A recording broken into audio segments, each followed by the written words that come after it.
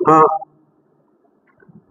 अग्नि सूक्त का दूसरा मंत्र है। देखिए, अग्नि पूर्वेभिर ऋषभिरीड्यो नूतनैरुत सा देवांग एह वक्षति। अग्नि पूर्वेभिर ऋषभिरीड्यो नूतनैरुत सा देवांग एह वक्षति। इसमें ऋषि, मंत्र दृष्टा ऋषि ये कह रहे हैं कि अग्नि पूर्वेभिर ऋषभिरीड्य उत नूतनै। अग्नि देवता, अग्नि देवता पूर्वे भी ऋषभि,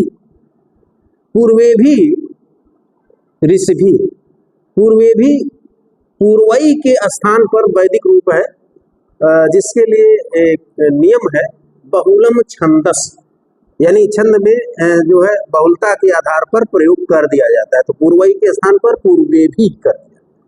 तो कह रहे हैं कि अग्नि पूर्वे भी ऋषभि, अग्नि देवता पूर्वे भी का अर्थ है पुराने या प्राचीन, ऋषभि का अर्थ है ऋषियों के द्वारा, उत का अर्थ है उत अव्यय है, अव्यय यथा अवसर अर्थ देते हैं। उत का अर्थ है और, नूतनई है, नूतनई का अर्थ है नवीन, नूतनई नवीन, ऋषभि ऋषियों के द्वारा। ईड्यो का अर्थ है अस्तुत्य, अस्तुत्य पूजनीय है, यानी स्तुति योग्य। तो अग्नि देवता, ये अग्नि देवता पूर्वे भी ऋषभि, पूर्व या प्राचीन ऋषियों के द्वारा, नूतनई उत और नवीन ऋषियों के द्वारा, ईड्य का अर्थ है पूजनीय है, स्तुति योग्य। तो फिर कह रहे हैं कि सा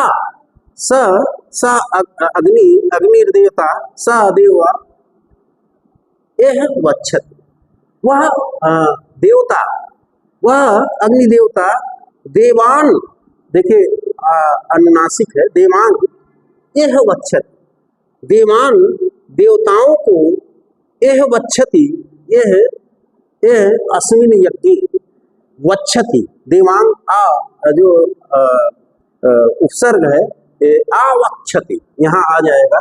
तो सा देवांग आवक्षति, यह वह आवक्षति, वह देवताओं को, वह अग्नि देवता देवान देवताओं को, यह अस्मिन यज्ञ, जो यज्ञ संपन्न किया जा रहा है उसमें आवक्षति, आवक्षति का अर्थ है ले आवे, यानी देवताओं को इस यज्ञ में जो है आहूत करे। तो पदार्थ ये हुआ, एक पद का अर्थ हुआ। एक बार फिर इसको देखें, अग्नि पूर्वे भी ऋषभिरीड्यो नूतनैरुत। देखिए यहाँ पर ईड्यो पद का प्रयोग हुआ है। इसके पहले प्रथम मंत्र में हम लोगों ने देखा था कि अग्नि नीले, ईड का ला हो गया था, यहाँ ईड्यो, ईड डा का डा ही रह गया। क्यों रह गया?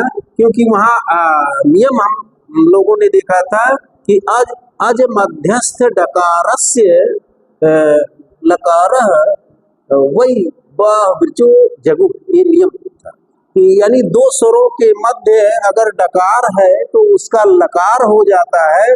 वस्तुतः इसको बावृच कहते हैं। बावा ऋचाम जानन्ति, बावा ऋचाम साक्षात्कारम करोति, यह स्वभाव विचार। जो बहुत ज्यादा वैदिक ऋचाओं में लगे रहे, वैदिक ऋचाओं का पाठ करते हो, वैदिक ऋचाओं का ज्ञान करते हो, वे बावृच है। यानी वैदिक ऋचाओं को जानने वाले ऋषि वस्तुतः दो स्वरों के मध्य डकार को लकार कहते हैं। और अगर कहीं दो स्वरों के मध्य ढकार आ गया है तो ला और हा उसको मानते हैं, ये नियम है। तो लेकिन यहाँ पर ईड्यो पद आया, दूसरे मंत्र में ईड्यो पद आया है, तो ईड्यो में डा का डा ही रह गया। क्यों ये इसलिए रह गया, यहाँ ध्यान आपका आकृष्ट करना चाहेंगे कि ई स्वर है और डा ये जो है स्वर नहीं है, और इसके बाद या, डा के बाद तुरंत स्वर होना चाहिए, या है तो डा के बाद या स्वर है नहीं, इसलिए यहाँ पर डा के स्थान पर ला नहीं हुआ, ईड्यो होगा। अगर दो स्वरों के बीच वहां पर ईले ईडे ईडे में डा ई स्वर था, डा के बाद फिर डा पे ए स्वर था, इसलिए दो स्वरों के बीच वो था, तो इसलिए इले हो गया। और यहाँ पर ईड्यो हो गया, डा के बाद या है, इसके बाद ओ की मात्रा है, वो यानी स्वर है, इसलिए पर यहाँ पर डा के स्थान पर ल नहीं हुआ। तो ये जो है उसी नियम के अनुसार जो है यहाँ पर जो है डा के स्थान पर लकार नहीं हुआ। ये प्रश्न स्वाभाविक रूप से बन सकता था।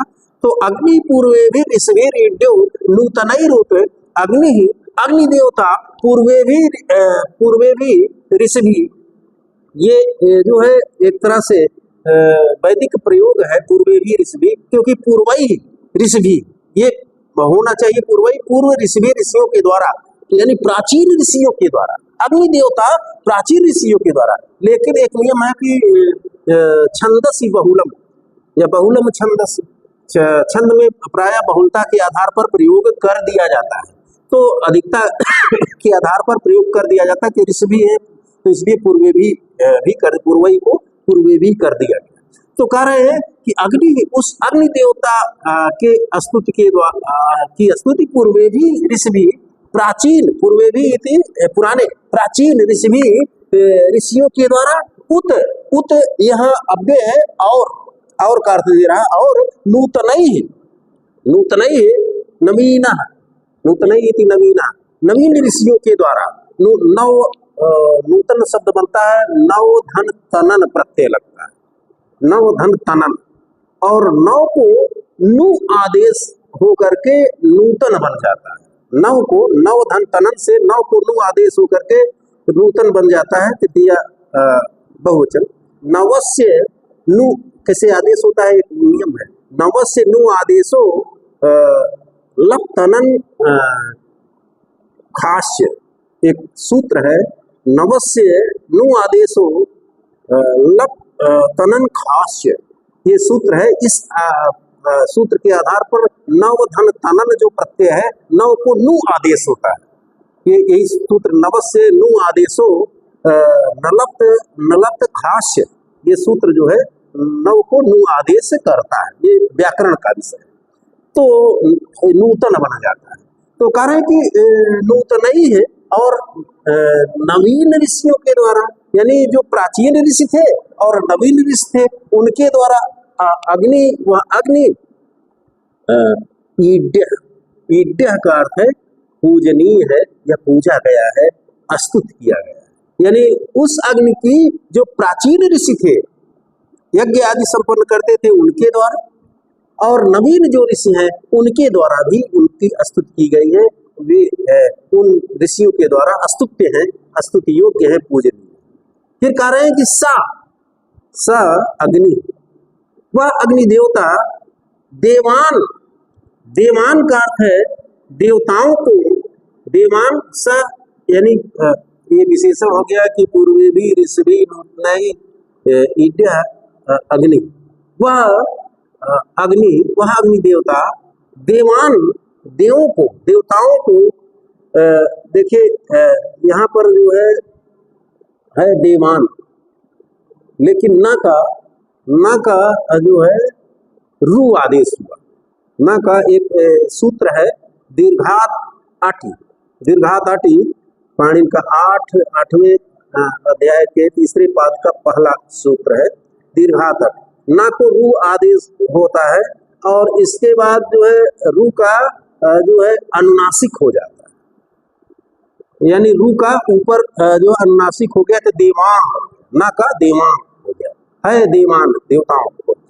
तो स देवान, वह अग्नि देवता, देवान का अर्थ हो गया देवताओं को इह का अर्थ है या एह अस्मिन यज्ञ, गुण हो गया है ई का, एह हो गया देवान, आ ई का गुण हो गया, तो एह आवक्षति, वक्षति आ, पहले देवांग आ, तो आवक्षति, देवताओं को यहाँ पर यानी अस्मिन यज्ञ आवक्षति, आह्वान करें, बुलावे, ले आओ। तो ये एक पद का अर्थ हो गया। तो एक बार फिर इसको देखें, जो है अग्नि पूर्वे भी ऋषभीर ईड्यो नूतनैरुतु सा देवान एह वक्षति, अग्नि देवता प्राचीन और नवीन ऋषियों के द्वारा स्तुत्य हैं, पूजनीय हैं, पूजे गए हैं। स वह अग्नि देवता देवान देवताओं को इस यज्ञ में आवक्षति, आवक्षति का अर्थ है यहाँ पर ले आवे या यहाँ पर ले करके आवे। ये जो है हो गया दूसरा। तीसरे को इसी के साथ जो है अगला तीसरा मंत्र भी यही देख लेते हैं। देखिए, अग्नाम रई अस्नवत पोषमेव दिवे दिवे यशसम वीरवत्तम। अग्नाम रई अस्नवत पोषमेव दिवे दिवे, वह पुरोहित, वह जो है ऋषि अग्निनाम, अग्नि के द्वारा यदि अग्नि की पूजा करता है तो अग्निनाम, अग्नि के द्वारा, दिवे दिवे अंग्रेजी में डे बाय डे, प्रतिदिन, वो समय वृद्धि कराने वाले, बढ़ाने वाले, रईम धन को, ऐश्वर्य को, संपत्ति को, अस्नवत, अस्नवत प्राप्नोति, इसको सायण ने जो है लट लकार मान करके अस्नवत को प्राप्नोति किया है, तो अस्नवत प्राप्त करे।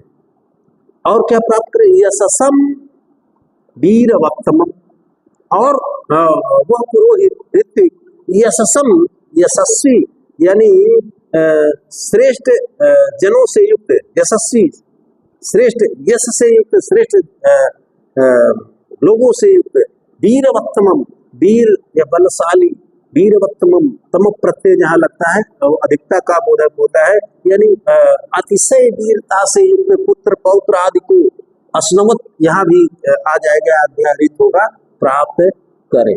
तो एक पदार्थ हो गया, एक एक पद का अर्थ हो गया। एक बार फिर इसको देखते हैं कि अग्निना रईम अस्नवत पोषमेव दिवे दिवे यशसम वीरवत्तम। अग्निना, इसका दो तरह से अर्थ किया जा सकता है। एक अर्थ हो गया अन्वय के अनुसार अर्थ जो है दूसरे दो प्रकार से हो सकता है। अग्निना, अग्नि के द्वारा, इस अग्नि के द्वारा, यानी इस अग्नि की स्तुति के द्वारा, यज्ञ आदि में इस अग्नि की स्तुति के द्वारा, आह्वान के द्वारा, वो समेव बढ़ाने वाले, यशसम यश से युक्त, वीरवत्तमम, वीरवत्तमम श्रेष्ठ वीरों, कोष्टक में लिख सकते हैं पुत्र पौत्र आदि से संपन्न, ऊपर आ जाइए, रईम अस्नवत, धन को अस्नवत का अर्थ है प्राप्त करें, यानी इसकी स्तुति से ऐसे जो है श्रेष्ठ वीरों से युक्त पुत्र पौत्र आदि और धन को प्राप्त करें। एक अर्थ ये हो गया। दूसरी तरह से अगर मैं इसको करते हैं तो दूसरे प्रकार से भी अर्थ निकलेगा। अग्निना, उस अग्नि के द्वारा, यानी अग्नि की स्तुति से दिवे दिवे प्रतिदिन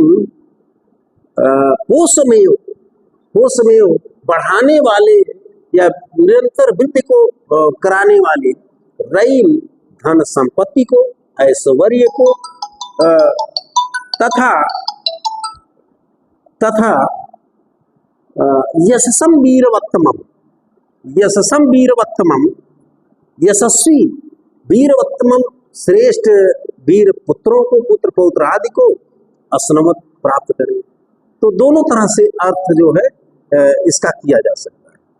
तो अगला मंत्र जो चौथा मंत्र है, अग्नेयम यज्ञमध्वरम विश्वता परिभूरसि स इद देवेषु गच्छति। अग्नेयम यज्ञमध्वरम विश्वता परिभूरसि स इद देवेषु गच्छति। ये चौथा मंत्र है। अग्नेयम यज्ञमध्वरम, अग्नि इति संबोधन के लिए है। हे अग्नि, हे अग्नि देवता, अग्नि को संबोधित करके कहा जा रहा है। यम यज्ञम, यम जिस यज्ञम यज्ञ, हे अग्नि देवता, यम यज्ञम जिस यज्ञ को, अध्वरम, अध्वरम, अध्वर का अर्थ होता है, देखिए यज्ञम और अध्वरम, सामान्यतया यज्ञ का, यज्ञ मानते हैं यज्ञ, और अध्वर को भी लोग यज्ञ कह देते हैं, लेकिन इसमें बहुत है तो उसी लगभग उसी अर्थ में, लेकिन इसमें बहुत सूक्ष्म अंतर है। सूक्ष्म अंतर क्या है? यज्ञ को यानी यज्ञ और अध्वर में जो सूक्ष्म भेदक तत्व है, यज्ञ पूजा का या आराधना का, उस देव के अग्निदेव की आराधना का कोई भी स्वरूप हो सकता है, कोई भी रूप हो सकता है। यज्ञ पूजा का, उसकी आराधना का कोई स्वरूप हो सकता है।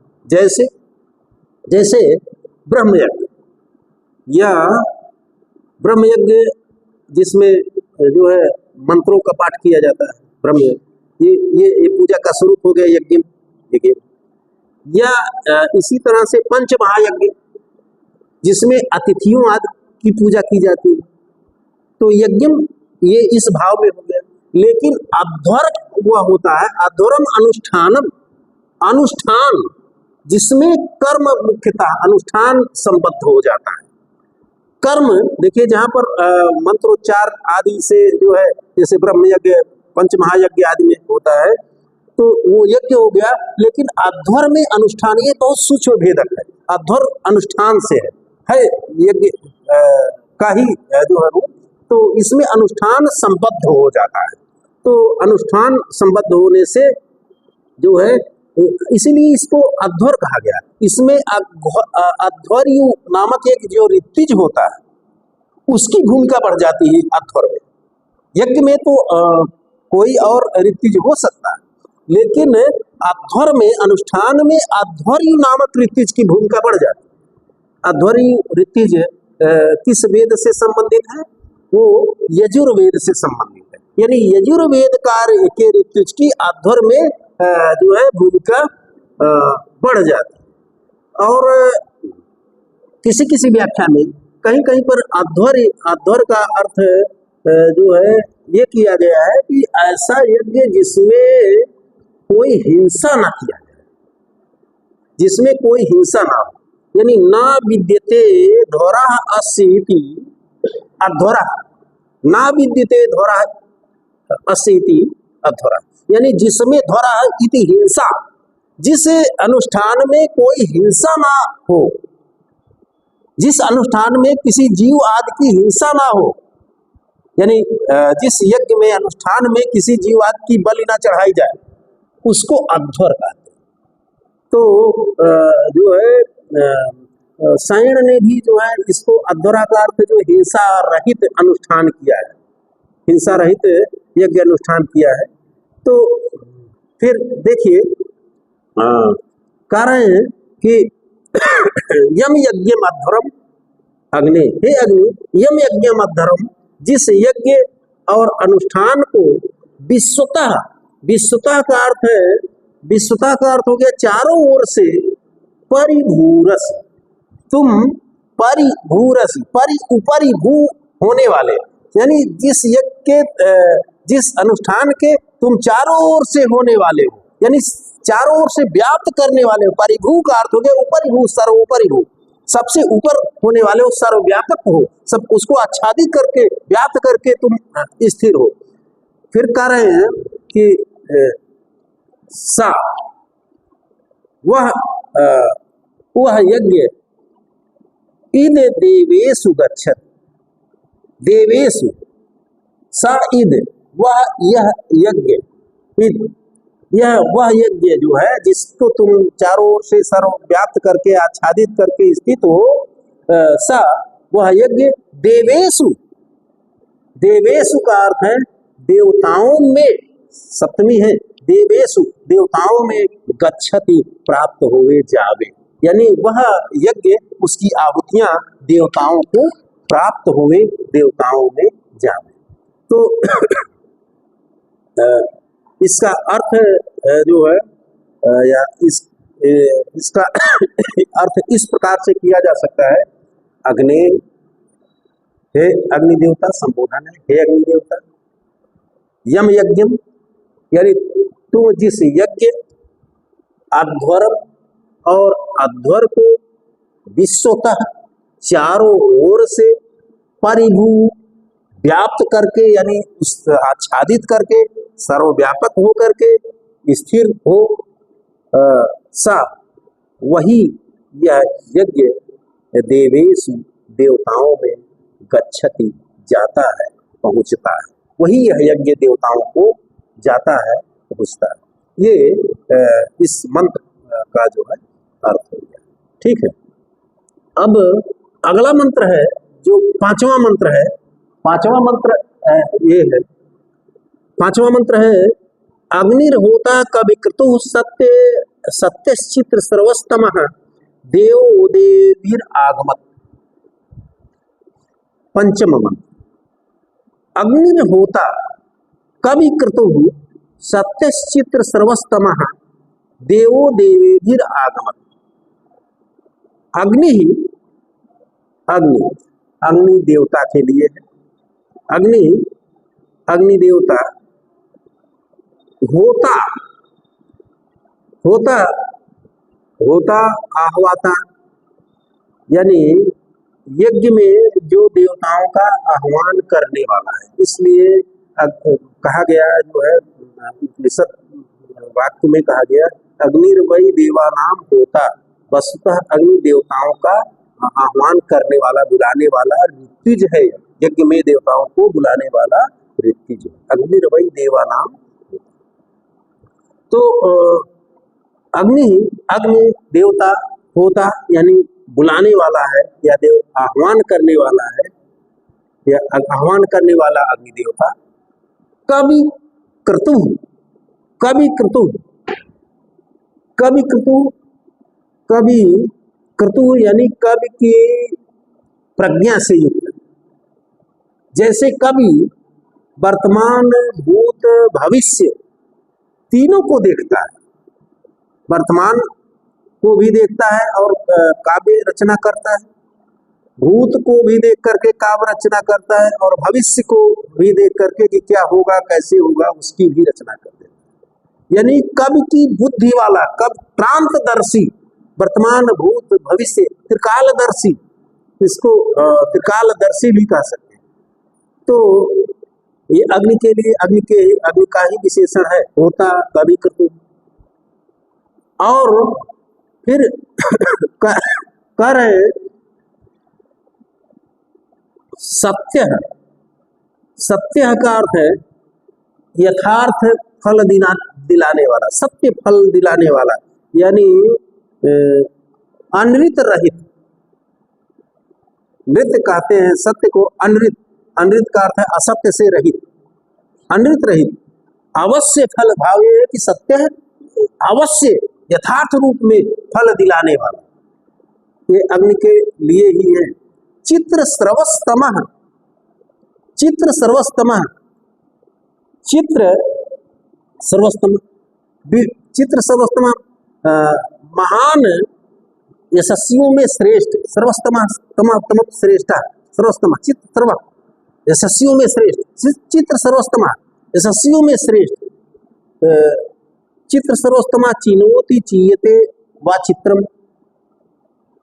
और श्रूयते इति सर्वा, चित्रम सर्वा यस्य सा चित्र सर्वा।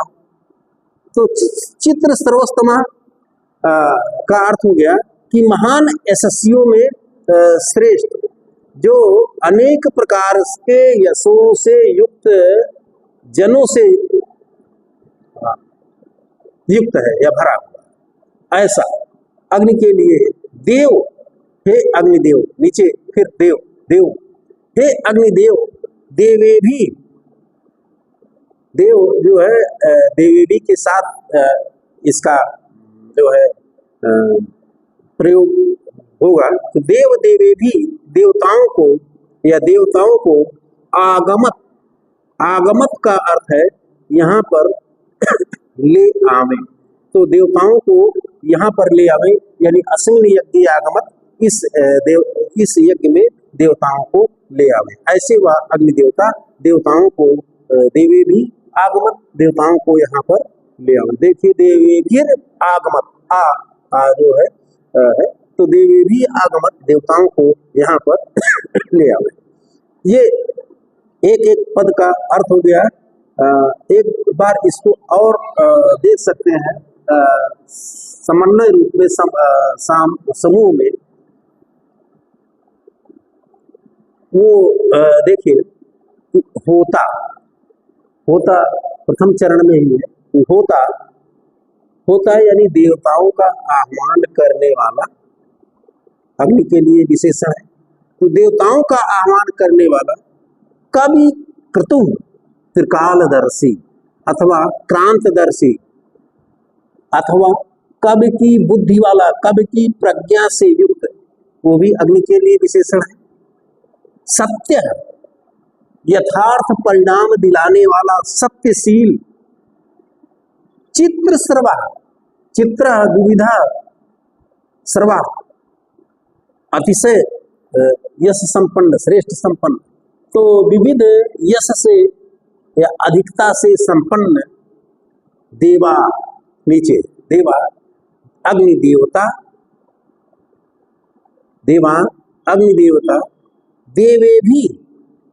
देवे भी देवताओं के द्वारा, यानी देवताओं के साथ वह अग्नि देवता आगमत, अस्मिन यज्ञ आगमत, इस यज्ञ में आवे, इस यज्ञ में जो यज्ञ संपन्न किया जा रहा है उसमें देवताओं के साथ, देवेभीर आगमत, देवताओं के साथ आवे, यानी देवताओं के साथ यहाँ आए, इस यज्ञ में आए। तो ये जो है 5 मंत्र हो चुके।